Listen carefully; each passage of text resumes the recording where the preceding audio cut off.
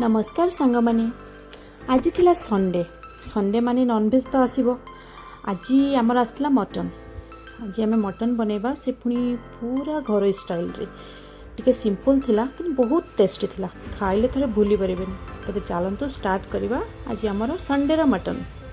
एठी मटन पई मु नेछि 1 केजी मटन को मु भलो भाबरे धोई नेछि। तापर सेतरे मु देली 1 चामच लूण 1 चामच हळदी गुंड आउ एठी मु देछि 4-5 चम्मच सोरिष तेल आ 1 बड़ चामच दही एको मु भलो भाबरे गोलाई ताको प्राय मु आधा घंटा 45 मिनिट पई रेस्ट करया पई मु छाडी नेथि।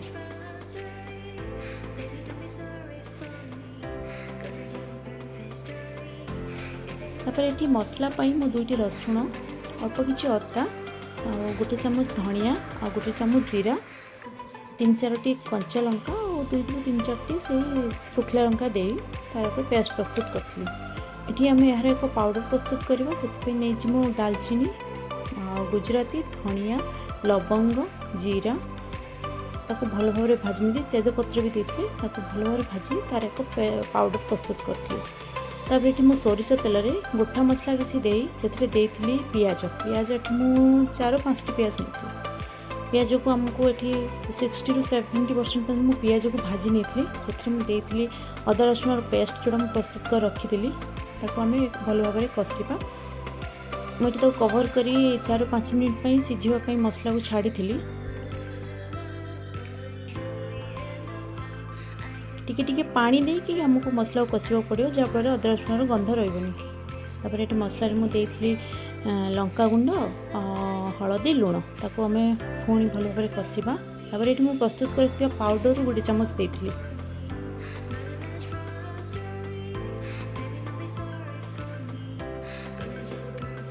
देखंतु एठी हमर मसला भल भाव में कषि हो गलानी। एबे हम एई टाइम रे ही हमें दबा मटन को दे आमे टिके एपट सेपट करी ताको पुणी कवर करनबा। प्राय मुझे आधा घंटे पई ताको कवर करथिली। मझे मझे एमती आम चेक करवा। देखो मटन ये पानी छाड़देलानी। आम ए दबा आलू दे पुणी 10-15 मिनट पर मुझे कषी भल भाव में।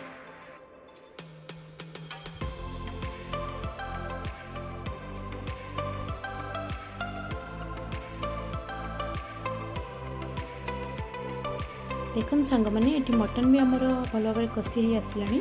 एबे हम ये टाइम दबा से गुंड मसलार आ 1 चामच। तापरे मुझे देवी पानी मु एक ग्लास रे देइची 2 ग्लास पानी देइची। तापरे आमे को फुटिया पई छाड़ी दबा। मटन फुटिला परे सेति दबा कस्तूरी मेथी और धनिया पत्र। तापरे रेडी हो गला हमर संडे रो सिंपल मटन। ए बड़ी भाबरे मटन आपन मन निश्चित ट्राई करंतु। केमिति लागिला मते कमेंट रे निश्चित जणाइबे।